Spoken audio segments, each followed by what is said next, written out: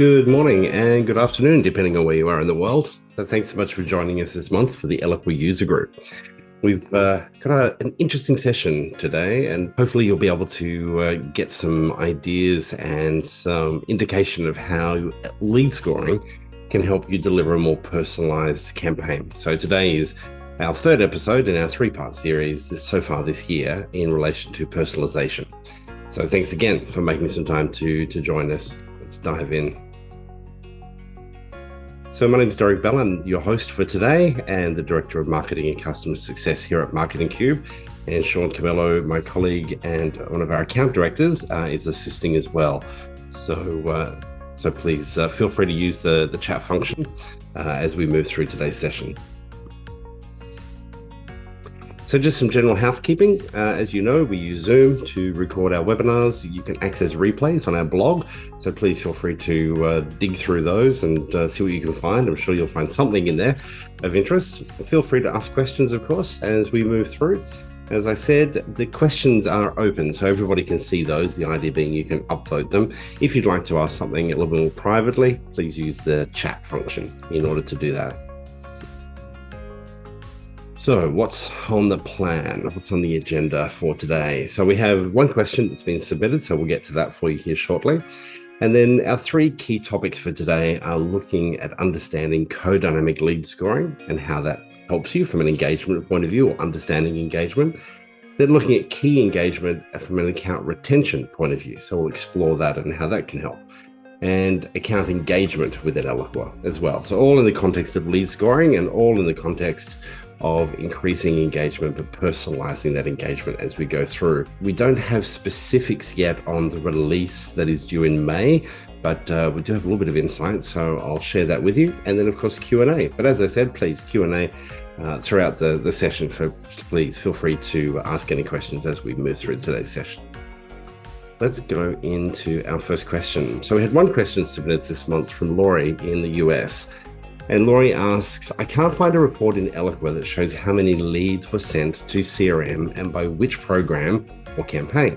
How can I report on this without having to do an exit report on each possible program separately? Really good call. The reason you can't find a report is because there is no report. That's the first thing. But can you report on those things? And the answer is yes, you can. I spoke with our support team who are a little bit more au fait with these things. And we actually do this for a couple of clients who essentially have a similar request. But of course, everybody's configuration is different. So whether you're using Oracle CX Sales or whether you're using Salesforce or NetSuite or whatever the CRM may be, which does play a part in this exercise, will then depend on how we do that reporting and where is the best place for that reporting. Is it best viewed in the CRM, for example, or would you prefer it as a dashboard within Eloqua, or would you prefer it as a report, like just an Excel file that is sent perhaps on a weekly basis automatically? So there are a few more questions that we probably need to go through in order to help you with it. But my key message to you is, yes, this can be done. And yes, it has been done for other clients. So maybe what we can do is take that one offline, Laura, if you're okay with that, and we can dive into a bit more detail. Essentially, one of the key components we need to look at is the creation of a custom object within Eloqua to hold the data in a specific format that we need it, so that you can, in fact, then get a report using Insight to access the data as it sits on that custom object. So, and there will obviously be forms. The forms would play a big part in that role as well, not just the programs and campaigns. Hopefully that helps, but would love to maybe take that offline and schedule a time to catch up with you. We can talk that through in a bit more detail if you like. All righty. So let's dive into our topic, co-dynamic lead scoring. And what is it? Okay, so key message, I suppose, to start with is that people aren't static. We all know this, right? The people that we deal with and talk to from an engagement point of view, their habits change, how they interact with your content changes, and at the same time, their profile can change. So the profile tends to be a little bit more stationary. It's not quite, I wouldn't say it's static, but things happen with, job category changes. Maybe people get promotions, so roles change, those sorts of things. but the way that they interact with your content can even sometimes be seasonal. It can spike and fall away and spike and fall away, or for some, it may be quite constant. So the beauty of having a lead score model in place is to be able to evaluate that, because the other key component that you have with lead scoring is the concept of recency. So it's not just focusing on profile information and also on engagement. It's also then putting a third layer on top of that around recency. So the key thing there is, as a combination of, as it says here, demographic, firmographic, behavioral, and engagement data, all of that stuff comes together to help us determine a likelihood of converting somebody into a customer. Now, this is something salespeople have been doing for thousands of years. What we're trying to do as digital marketers is provide insight into what has previously really been, for many salespeople, kind of a dark space. They can't see what's going on. They can't see the online behavior, but we can as digital marketers. And so we can observe that behavior, and then we can start to apply some outlines of what's important in relation to profile, what is the best fit necessarily for you as a customer or for your customers, and then also the level of engagement as well. The other key thing I would add here is your buying cycle plays a really important role in this exercise.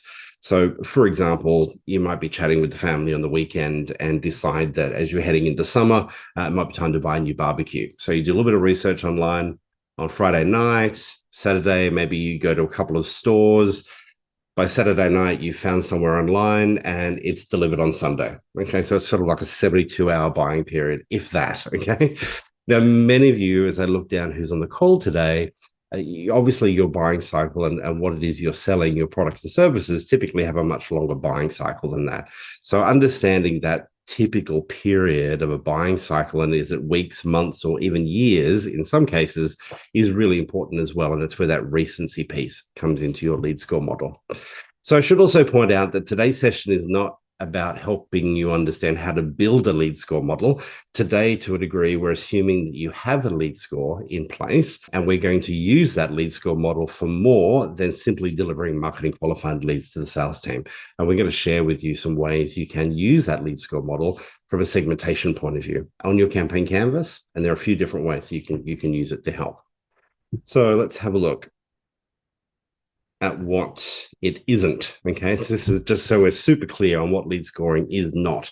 So if you don't have a lead score model in place today with Eloqua, I'd certainly incentivize you and encourage you to have a closer look at that. We can obviously help. If anybody needs help with that, we're happy to help. You will find some information on our website and blogs with previous user groups that are a bit more targeted around the building of a lead score model. But this is just an example of what it's not. Some people come to Eloqua and they think, well, okay, I want to give 10 points for clicking on an email, or 15 points, I think I've got there, 5 points if they open an email, 25 points if they submit a form. That's not how it works, okay? What we do is, as marketers, when we build out that model, we provide weightings, as in WEIGHT, as weightings to different activities that a person can perform as to how important they are. And it's not just opening an email. You can, in fact, say opened any email, but we can also be quite specific with our lead score model and point the model to either a particular folder that contains a range of campaigns that are more geared towards prospects. We can point the lead score model to a particular folder or subfolders of emails that are, again, more typically emails that you would expect prospects to engage with. So we can be very targeted in the way that we do that. Then we provide weightings, we apply recency and all those sorts of things to then arrive at what looks something like this. So if you've looked at the lead score dashboard in Eloqua, it basically looks like this. What's missing is all the numbers, okay? And all those numbers in the different cells would equal the number of people that fall into the different categories.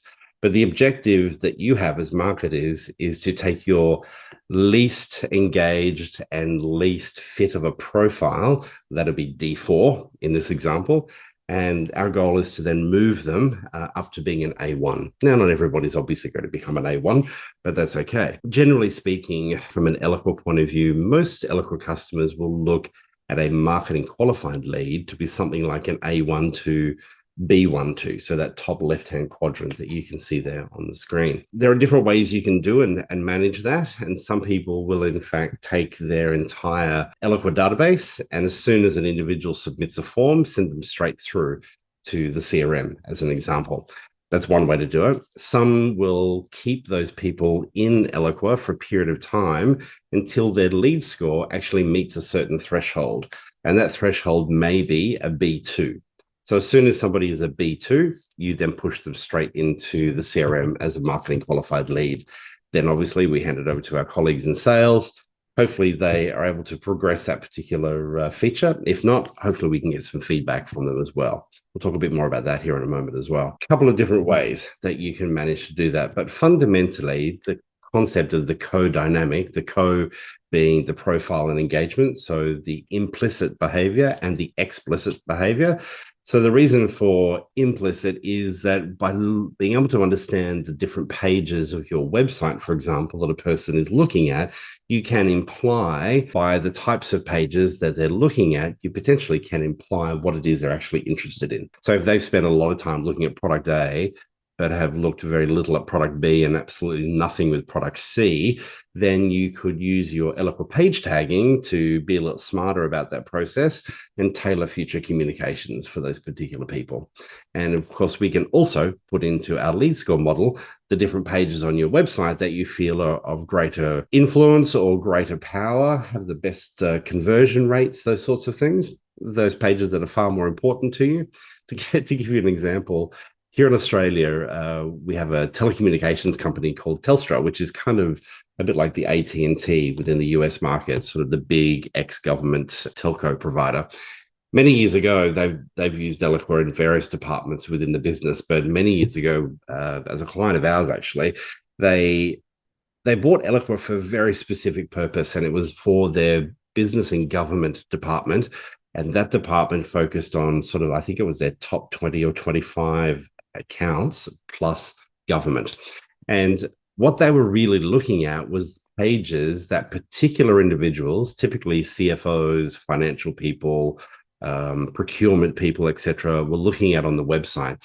And if those pages were those really boring pages that you and I would never look at, those really long terms and conditions, etc., that would often be a key giveaway for them that maybe there was going to be some competition coming up when the contract was ready for renewal. It was a really clever way to get some insight into online behavior and then obviously do something about that when it came around to contract renewal time. Probably more of a discussion for more of a lead scoring type of activity. But just one example. So that co-dynamic engagement and profile that you're able to put together. This is not a point system. We don't assign points to behaviors as we go through that process. Trying to get down this concept of individual engagement, okay, looking at just the individual, but in the context of an account, and also looking at ways to use lead scoring to help you from an account retention point of view. With the concept of them being more than just MQLs or marketing qualified leads, if we take a typical instance of Eloqua, maybe you've got 335,000 contacts sitting in Eloqua, and that number is probably, hopefully, always steadily increasing. And that increase can come through from a whole range of different channels. And I've just tried to randomly list a whole bunch of them there, all different ways that people will make their way potentially to a landing page or to your website where they'll fill in a form, provide some details, and make their way into Eloqua. Then over at some point, you will have that integrated to a CRM of some sort. And in a perfect world, they would be identical. Okay, we have 335,000 contacts over here in the CRM, being a mix of leads and contacts, and the 335,000 sitting over here in Eloqua. Now, of course, that's a nirvana state. It'll never be like that, because over in the CRM, you'll have duplicates, you'll have contacts or leads that don't have email addresses, etc. So there are a whole range of different reasons as to why they will never be identical. But that's a rough idea of what it can potentially look like. Now, an alternative solution, this is the one I was kind of talking about earlier, was this concept of using the lead score to adjust the flow of people from Eloqua into the CRM. Now, in this example, what we may have, in fact, is a more reduced number of leads, But as far as marketing is concerned, these are now marketing qualified leads that are sitting over in the CRM. It's not just simply opening the floodgate and pushing everything into the CRM at the same time. So let's let marketing manage that very top of funnel process and move it on through. The key point here is that we have individuals that our lead score is assigning a score to. Now, the score is dynamic, going back to those bullet points that we looked at earlier. So it's not that someone moves from a D4 to a D3 and then slowly up to a B4 and eventually up to an A1. It's actually fluid, okay? Typically, we find the profile side doesn't change a great deal unless somebody has a new job and a different job category or maybe a new title, etc., those sorts of things.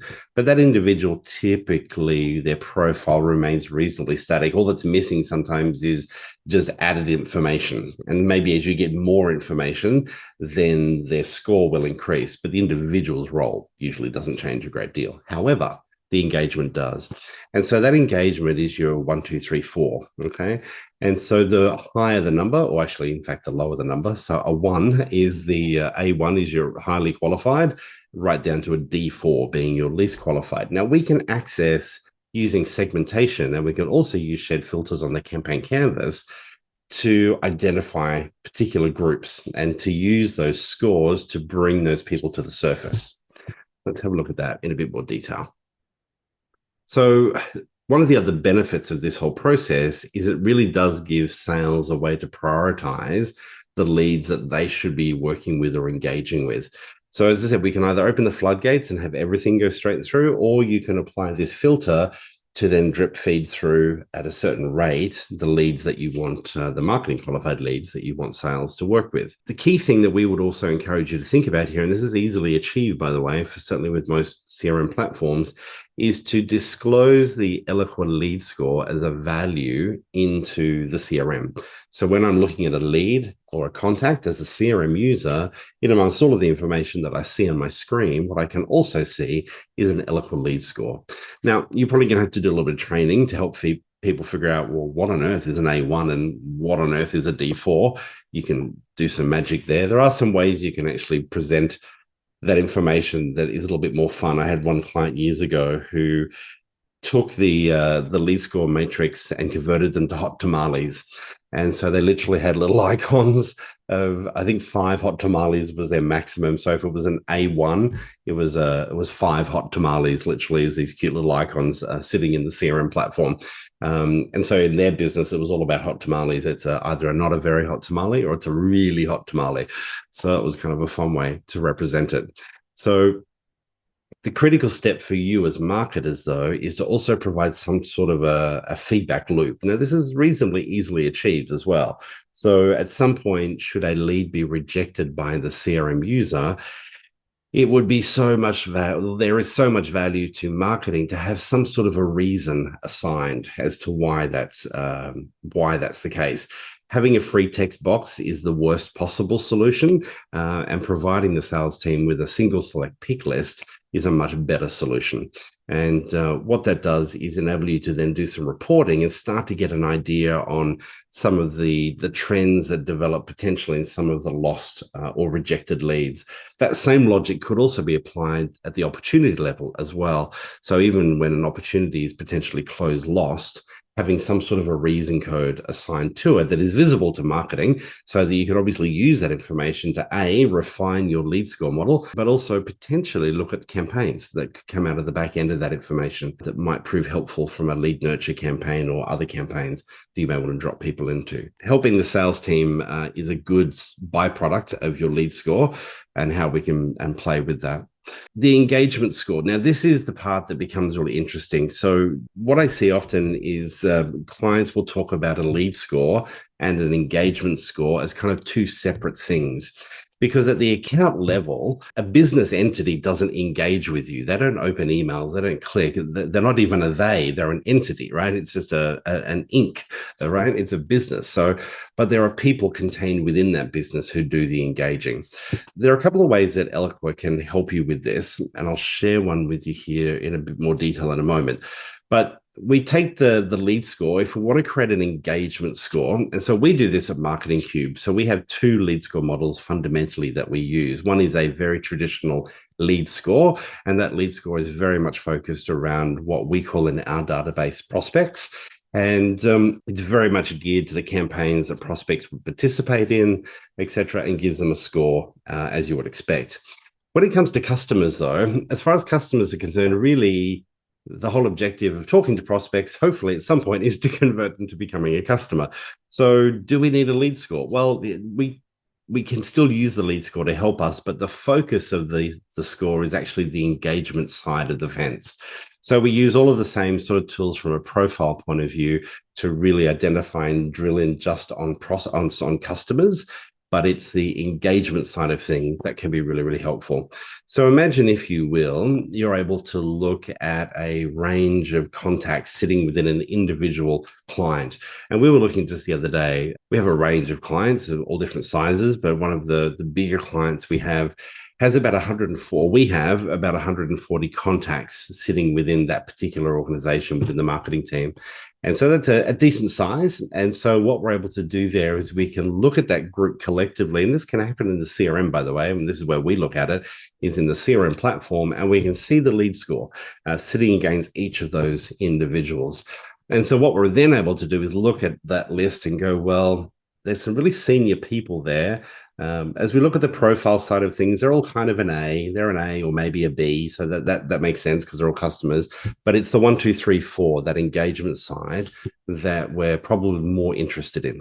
And what we want to do is look at who the key contacts are within that particular account, look at the engagement score, and sort of try and get an idea as to what's going on. It provides you with a level of insight, and from an ABM point of view, it can also be quite helpful to look at that. Now, Eloqua does have some tools to take that concept a step further, and we'll look at that here in just a moment. I've got a screenshot to share with you, a dashboard. We use that engagement score quite a bit. Let me give you an example. Actually, I think I've got an example here on the next screen. Yeah, and that final point, remember, not all contacts are equal. Okay, so even all within an account, yes, they're a customer, we love them, but of those 140 people, there are probably some people in there who are slightly of greater importance potentially to us than others. Okay, that's just the nature of business at the end of the day. Those who are potentially more influential, etc., those sorts of things. All right, so I want to give you some examples. So if we're running a breakfast event at Marketing Cube, or breakfast or lunch or something like that, or cocktail party, whatever it might be, it's an in-person event. And so, as you know, as marketers, as soon as it's an in-person event, the cost escalates. There's catering and all sorts of other things that need to be factored into. And so we want to make sure that we really get the right people there. So we can make a gut feel as to who we believe the right people are. But what Eloqua can do is also help us identify the more highly engaged people. And so typically when we run events, we always want to invite both prospects and customers to those events. We usually run them together. And it's great to have those two groups mixing, obviously. And so what we want to do is get our more highly engaged customers to come along to those particular events. Because they're more engaged, we know that they're far more likely to accept the invitation to start with. In many cases, we'll probably include a phone call in there somewhere with a bit of a more personal touch as well. And then we take that same logic and we apply it to the prospect list from the sales team. In your world, I imagine you probably go through this similar scenario. You work out there's an event coming up. We meet with sales. Sales have probably got a really firm idea as to who they would like to be on the invitation list. Perfectly normal. And of course, I can't imagine you're going to reject that list necessarily unless someone's crazy with a list of 3,000 people. But what you can do as marketing is also then build your own list using your lead score model. So use the lead score model to identify both those who are of a good profile, but also of engagement. So maybe you'll take your A12, B12 type scenario, and then you could present that to sales and say, hey, sales team, this is a list of people that, through what we understand, are a good profile fit for us from a prospect point of view. And they're also very highly engaged with the content that we're sharing. So let's maybe invite these people as well. So that's one way that you can use lead scoring. Now, what we can also do is do everything that I just described there in that first step, But in addition to that, let's now also look at some of the opportunity data that we have available. So most of the CRM platforms will have an opportunity object. And typically within the opportunity object, there'll be various stages of the opportunity. And it may be that you want to focus on open opportunities that are not closed won and are maybe at a specific stage. Maybe it's right in the middle of negotiation, or maybe it's in presentation time, whatever the stages that you call them within your particular business. So now if you envisage your Eloqua segment, you've got a couple of filters in play. One's doing lead scoring. One's also looking at the opportunity object within the CRM. And now we're building a really targeted group of people with a combination of lead score and also other CRM data, namely from the opportunity object. Now, just as we include, you may want to also use it to exclude. In the concept or in the context of an event, obviously it's a higher cost event, whereas a webinar is obviously a more economical way to reach a broader group of people. And so what you may want to do is, in fact, not invite those highly engaged people to a webinar. You'd rather focus your energies on getting them to potentially come to a breakfast or lunch event of some sort. So don't overdo the invitations to different things. In some cases, excluding people can be as valuable an exercise to do as well. Now, the other one that you can do is a re-engagement campaign. And you can you can focus this on any group really, but let's say if we're looking at customers. Okay, so if you've got a solid group of customers, maybe you could take your key accounts to start with, apply some type of a filter over the key accounts, then assign some filters. But now we're looking at the bottom of the scale when it comes to engagement. Sort of your 2, 3, 4s or your 3, 4 type scenario, or maybe it's C and D, for instance. So maybe it's that bottom right-hand corner quadrant of the lead score model. So that can be a good way to lift engagement and to target the right people that you feel need to be re-engaged for whatever reason that may be. And the last one is to potentially also deliver more targeted nurturing campaigns to the leads that have been rejected by sales.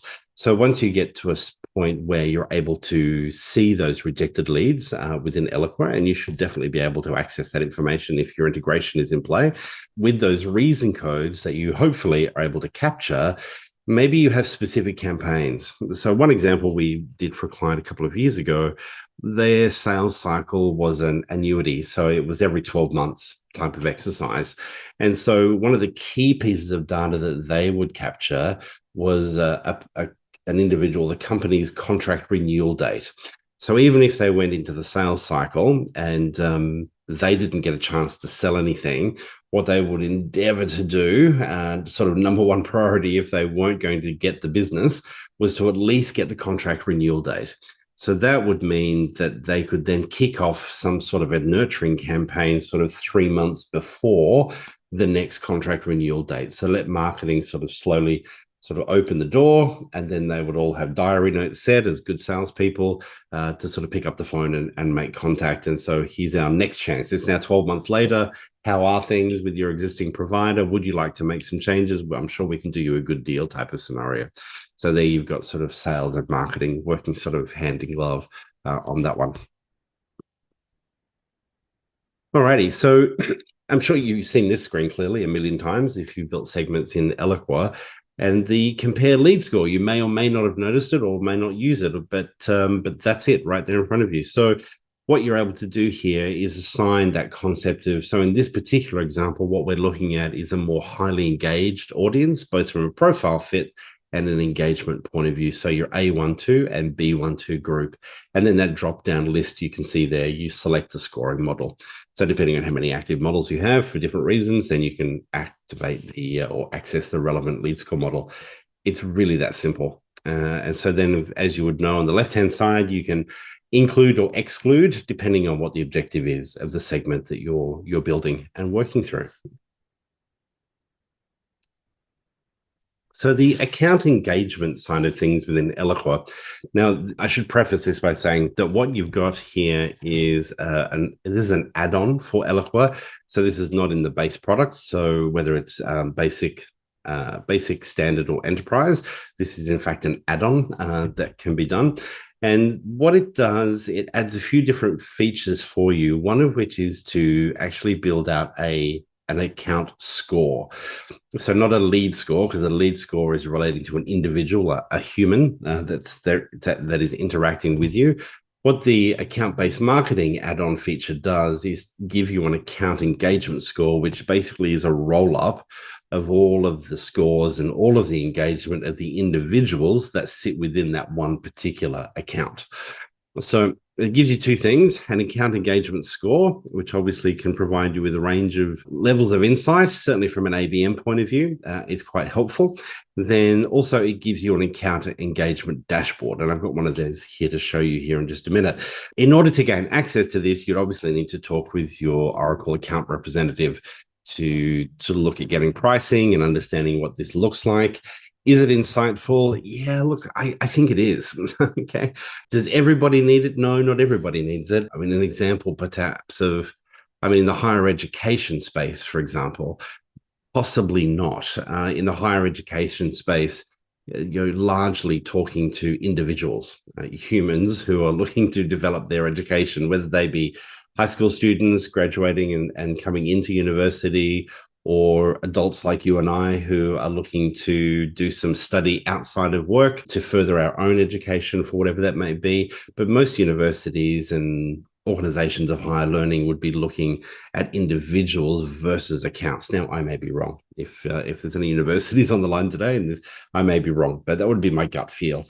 But if we talk about, for instance, telco companies, banks, finance, real estate, etc., these sort of organizations typically have large accounts that they work with, and those accounts are obviously extremely important to those relevant organizations. And so being able to get a holistic view of the digital behavior and engagement of those accounts would be quite valuable.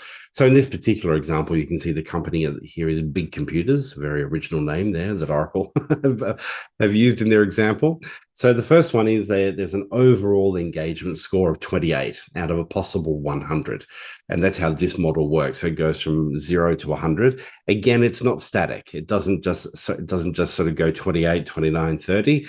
It will fluctuate. And you can see it in that particular example, it's actually up 2% from last week. So something's been happening. There's some engagement, and you can see the engagement timeline directly below it. This one here, you can see in April, there weren't a lot of activities, but something clearly happened in May and June that has created a huge lift in the engagement score. And obviously that's outbound communications. Now, at the bottom there, you can see the top 10 assets. Now, this one I think is actually quite insightful. So these are the top 10 assets that contacts at Big Computers have actually been looking at. That could be quite telling in and of itself. And it means if you're potentially having success with this particular account with those assets, it could be worthwhile looking at how that could be replicated potentially across other accounts who are similar potentially to Big Computers. Recent contact activity. So this is now breaking it down by human. So so you can see the activities, those individuals and kind of what they're doing. That'll be very familiar to you. It's a very sort of profiler type of view of the world. Just put together as a group, and then the top campaigns. So top 10 assets and top 10 campaigns that are contributing to the activities. And so remember, activities are opening of emails, clicking on emails, form submissions, website visits. All of those things constitute activities that an individual can perform. I think that's something to consider if ABM is a big part of what you're trying to do as an organization. I would strongly encourage you to pick up the phone and have a chat potentially with your Oracle representative. Now, this particular solution is referred to as the Eloqua Advanced Intelligence Cloud Service. It's all about ABM. There are a couple of solutions wrapped up in this Advanced Intelligence Cloud Service. The ABM is just one of them, or Account Intelligence, as it's called. So you can see there, each account is assigned an account engagement score, and that is from 0 to 100. And all of that information as well, I might be speaking out of turn, but I believe that information is available through the integration, certainly with Salesforce CRM, and I believe with Oracle CX Sales as well. So you should be able to take that value that is assigned and have that displayed at the account level within the CRM platform. as well. So you can get some connection there between sales and marketing and what's going on. Now, there is a fundamental thing that needs to be considered in the way that this is delivered. Okay. So the first one, and this is how most people would typically do it. And let me just quickly show you. It's probably easier to show you than try and explain it in circles. Let's have a look. So this is Marketing Cube's instance of Eloqua. So you'll all be familiar if you come to the contact area of Eloqua. If you type in an asterisk in the search bar up here in the top right-hand corner, you'll immediately see a whole bunch of contacts. Okay. If you go to the contact menu, this time accessing accounts, again, if you type in an asterisk and hit return and you see information in front of you, that would mean that you're all set up here for number one. Typically, that's a reasonably bold call, but typically what that tells us is that this instance of Eloqua is connected to a CRM platform and is connected at both the lead, account, and contact levels, so that information is flowing through. Because one of the key things, as you would imagine when you go back to this dashboard, is understanding that Michael, James, Kimmy, John, Robert, and David all in fact work for big computers. Now, the source of truth for that, and the fact that we know that those guys and girls work for big computers, is based on the relationship of the individual contact to an account. And that is a CRM construct, typically. And so that is what is then brought through into Eloqua. Now, if you arrive at this screen, at the account screen, and you see nothing, and you type in your asterisk and you see nothing, that would be a pretty clear indication that your instance or your integration is not bringing through account information. Okay.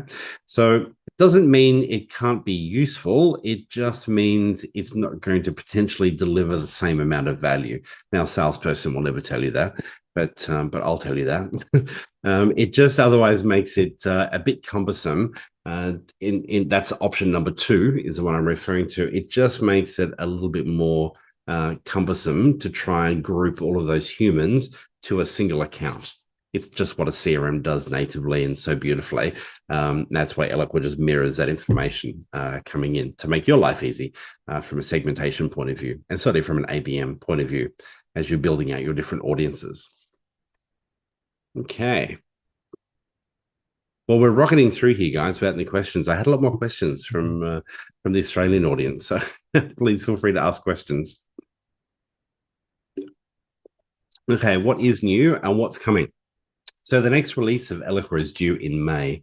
And if you joined us last month, you might remember we hinted at what we understand to be some fairly significant changes that you will see in the middle of May. So depending on which pod you're on, you will see it in the beginning of May, most likely. I find most North American clients seem to be on pods 1 and 2, and some on 4 as well. But essentially what we're looking at is pretty significant changes to the interface. As far as we're aware, and what I'm just repeating back to you largely what I've been told through different webinars that I've been attending as well with Oracle, that we're not looking at systemic changes to how things are done. So we're not losing dynamic content. We're not losing anything necessarily. The changes will be the interface, the actual user experience, which Eloqua referred to as Redwood. And so Redwood is a design principle that Eloqua have, which they've been rolling out over the last few years across all of their platforms. Their goal is to ensure that for Oracle customers across all of their platforms, as they move from, for example, from Eloqua, maybe over to Responses, both marketing platforms, maybe over to the CRM platform, whether that be a service platform or a sales platform, or even an ERP platform, that the visual experience that you have as you navigate through those different platforms be as similar as possible, which I think is a really great objective. And certainly from an acquisition point of view over the years, a lot of these platforms Oracle have built, but some they've acquired, and Eloqua and Responses are 2 examples of acquisitions. And so what they're trying to do is just really streamline the look and feel and the experience that you and I have as we navigate them. So that's what we're expecting in May. The user group next month falls on so I think the 5th is like the Friday or the Saturday. And the user group falls the following Tuesday, Wednesday, Tuesday for Australia and Asia Pac, and then Wednesday for the United States, North America, and EMEA. So we're going to be working our butts off, excuse my French, over that weekend to be as familiar as we possibly can be to provide you with a little bit of an introduction and hopefully give you a few shortcuts and some insight into some of the more common actions and sort of kind of walk you through, I suppose, what that new interface is going to look like. So we hope you can join us next month. I've got a link here for you shortly where you can add to the date to your calendar at least, and then we'll get some invitations out to you, but at least get the date into your calendar. So this is really just a recap for you for February for release 23A. The ability to have more control over branding in your insight reports. So if you feel your insight reports, they're great, they're providing you with the data you need, but you'd love to be able to put your corporate logo in there and add a bit of color, etc., and those sorts of things. Well, you can now do that using some HTML markup with Insight. So I'm going to try. I've been working with our team to try and do some reports for me, but it's a little bit like like the plumber's tap that always drips and the mechanic who always has squeaky brakes. Yeah, I still have boring reports. So I'm trying to work on our guys to get something so I can show you as an example. So whether that happen by next month or maybe the month after, but we'll see if we can get some examples to show you of kind of just what's possible and what can be done there. The other one is the email frequency by email group. Now, you may well have used the email frequency report within Eloqua, which can be quite insightful and helpful, but it's holistic, right? Which is fine, but we can now actually be a little bit more granular and come into that looking at email frequency by email group. And it's highly likely when you sit back and have a think about it, you probably have email groups that you use more heavily than others. So when we had that discussion around, are we sending too many emails? Well, the email frequency report is the best place to go. Well, now you can be a little bit more granular with that as well. So that can be helpful. The automated certificate management, probably of more interest for the administrators on the call with us today. But for the administrators, this basically is Eloqua helping take over the management of your SSL certificates that are needed within the system and managing that process for you. And so pods 3 and 4 are in controlled availability, and we understand that by the middle of this year, or I believe no later than release 23C, so that's what, August, I think it is, pods 1 and 2 will also be in play at that point as well. The QR code that you just saw and is the same one here again, that one, if you scan that one, that'll give you the chance to subscribe to our quarterly release information. So it's a quarterly email called Important Updates. So please feel free to subscribe to that if you are not already subscribed. If you're using the Eloqua SMS function, that is the Oracle Eloqua SMS function, there's more or enhanced ability there from a folder management point of view, and also segment filter updates as well. So if you're using those to help you from a segmentation point of view, you now have more options available. The Eloqua Form Application API, this is a really random one that most of us will probably never see in our lifetime using Eloqua. It essentially means that if you're sitting right next to a colleague, for example, or you could in fact be sitting on the other side of the country or the other side of the planet, but if you're both simultaneously accessing an Eloqua form and you both simultaneously press save, only one of you can win. Okay? So what this will do now is actually present a message saying, hey, hang on a minute, there's a clash here. Someone else is doing the same thing. Do you want to save as, or do you want to undo your changes, etc.? Somebody kind of needs to win in that scenario. So that's what that is. As I said, it'll be really random for you to even see it. The other one is the moving of all of the Eloqua instances from the older servers to the new Oracle Cloud infrastructure, which is a great move for everybody. It's faster, newer, better, bigger, brighter, all those sorts of things. Pods 3 and 4 are in line for that. And I understand pods 1 and 2, again, are happening no later than around the August-September period. I think the commitment is this year, so but hopefully a little bit before the end of the year. But again, you'll go home on a Friday, come to work on a Monday, and those sorts of things will just happen over the weekend, and you really won't notice any significant change. But it'll be interesting to see how those changes help us moving forward as they look at new and enhanced functionality with the Eloqua platform. The Oracle Cloud accounts, again, clearly this one's just for administrators that are on the call. If you're not familiar with this, you're probably getting emails from Oracle if you've not completed this task. It's pretty clear in the instructions within those different emails. A key thing, what they're essentially doing is creating an infrastructure for Oracle clients who have multiple Oracle products. So if Eloqua is just one of the Oracle Cloud products that you have, at the moment, Eloqua sits outside of that infrastructure. So what they're trying to do is bring everybody into that infrastructure so that then within your business and typically your IT team will be able to log into the Oracle Cloud accounts, and they'll be able to see all of the Oracle Cloud services that are a part of that you have as an organization. Now, if Eloqua is the only Oracle product that you have within your business, the same thing applies. It's just that when you log in, you'll just see Eloqua. That's the only thing. And if you're using Salesforce as your CRM platform of choice, then there continues to be significant investment there with a whole range of new functions and features that are available there as well. So we keep having fun with some of those with our clients. They're quite cool. So last thing is the save the date. So this is not a registration for next month, but if you scan that with your mobile device, that will just simply drop the event into your calendar for 9 a.m. on the second Wednesday of May. I've forgotten now what the date is, but scan it and that will appear in your calendar. Now, those are the giant redwood forests in California, by the way. There's a very subtle nod to the redwood design team and principles that Eloqua are applying. If you do have any questions, we've finished a little bit early, but I'm happy to stay on the line. If there are any questions, please use the chat function or the Q&A. But thank you for making your time. I hope it's making some time. I hope today was helpful in relation to using lead scoring to help from a segmentation and to personalize your campaigns just that little bit further. So if not, I look forward to seeing you online next month. Thank you very much for joining us. Thanks, everybody.